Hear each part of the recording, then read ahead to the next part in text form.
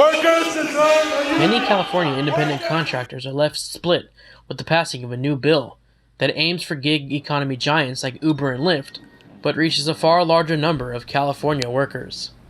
California Governor Gavin Newsom signed Assembly Bill 5 into legislation on September 18, requiring gig economy companies to reclassify independent contractors as employees. The bill is said to affect 1 million California workers, as reported by the Los Angeles Times. As some rejoice over the idea of minimum wage pay, the potential for unemployment, others, like Steven Ramirez, who has been driving for Uber since March 2018, would rather stay independent.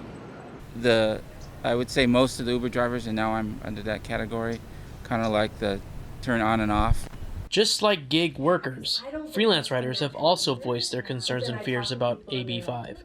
What people don't understand is that we're small business owners. We're not, the slackers that are just laying around not doing anything. We are small business owners, and we need to have the same capabilities that a flower shop owner or a store owner has to be able to run our business. Randy Dotinga echoes other freelancers' concerns about the passing of AB 5. Dotinga and a group of other journalists met with the bill author, Assemblywoman Lorena Gonzalez.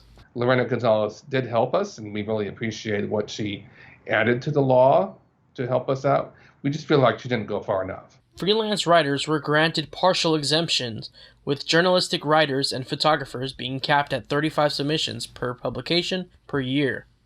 While the bill does not take effect until January 2020, many independent California workers feel uneasy about their future. This is Darius Jahari reporting for CSUF News.